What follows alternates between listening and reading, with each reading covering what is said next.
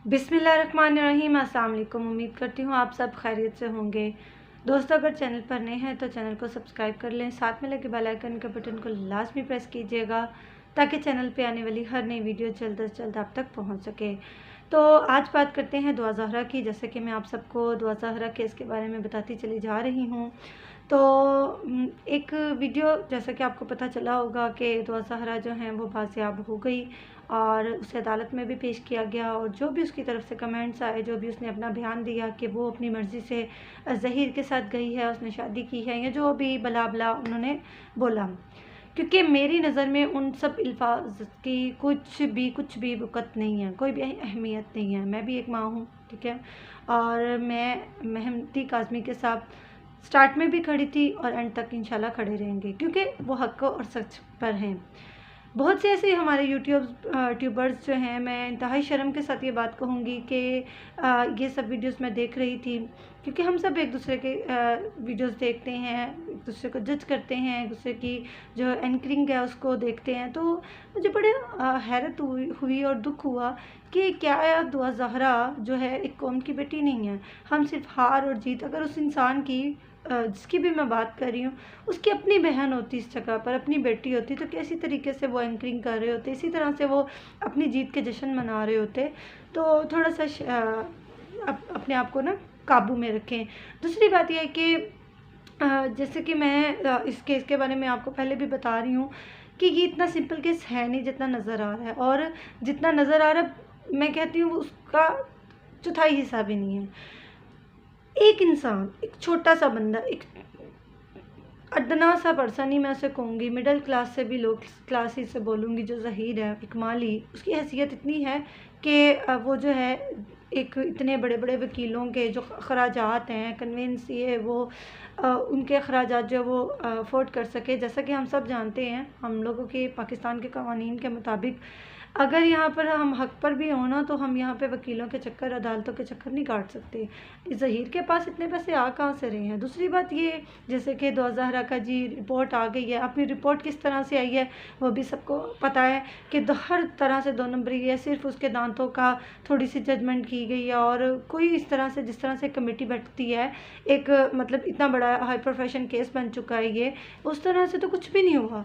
उस तरह से ना तो उसका DNA टेस्ट किया गया है, ना कुछ हुआ है। जैसे कि रिपोर्ट पे भी उंगलियां उठाई गई हैं, अदालत में भी इंशाल्लाह मुझे पूरी उम्मीद है कि हमारी अदालत भी जो है ना वो मेहंदी काज़मी साहब का साथ देंगी, क्योंकि वो हक और सच पे हैं। दूसरी बात यह कि दुआ को अपने पेरेंट्स से नहीं मिलने दिया गया। क्या उसने कोई कत्ल किया था? क्या वो कोई बहुत बड़ी मुजरिम थी? और अगर फिर उसको ढांपा गया था, उसको बुरखा डाला गया था, उसको ढांप कर आगे लेके जाया गया था, जिस स्पीड से उसको लेके गया था, ज़हीर को क्यों नहीं लेके गए? ज़हीर को क्यों नहीं नकाब डाला गया? उसके सर पे क्यों नहीं काला कपड़ा डाल के उसको घसीटते हुए क्यों नहीं लेके गए?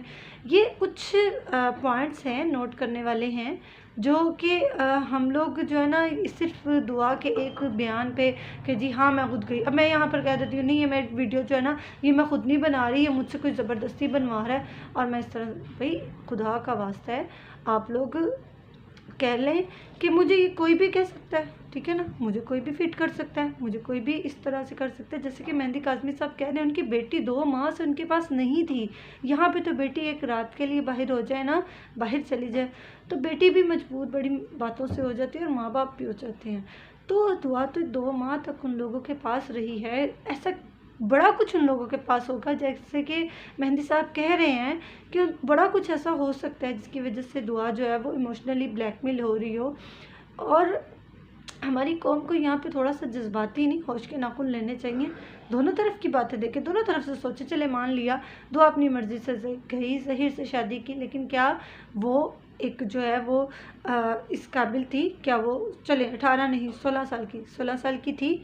मैं नहीं मानती कि एक बाप इतनी ज़्यादा मीडिया पर आके इतनी ज़्यादा आवाज़ बुलंद करे जबकि वो झूठा हो अपनी बेटी के मामले में। मैं नहीं मानती। और अगर वो इंसान वो आवाज़ बुलंद कर रहा है तो उसके पीछे ज़रूर कोई ना कोई बात तो ज़रूर है ना, कि वो इस तरह से आवाज़ बुलंद कर रहा है। तो दुआ करें कि अल्लाह ताला जो है ना दुआ के पेरेंट्स को सब्र दे, हौसला दे और हिम्मत दे कि वो आखिरी दम तक, जैसा कि मेहंदी साहब ने कहा है कि वो आखिरी सांस तक, अपने खून के आखिरी कतरे तक अपनी बेटी के लिए फ़ाइट करेंगे, और ये एक बाप ही कर सकता है। और कोई नहीं कर सकता, और वही बाप कर सकता है जो हक और सच पे हो, ठीक है ना।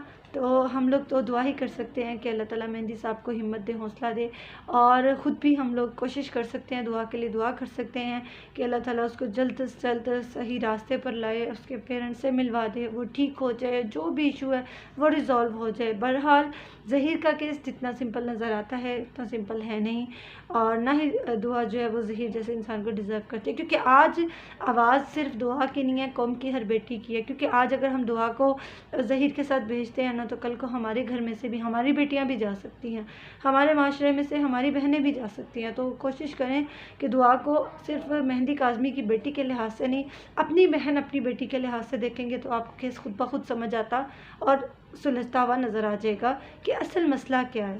तो दुआओं में याद रखिएगा। वीडियो पसंद आई हो तो लाइक कीजिएगा, शेयर कीजिएगा, चैनल पर नए हैं तो चैनल को सब्सक्राइब कीजिएगा। फिर मिलेंगे इंशाल्लाह ताला। अल्लाह हाफिज़।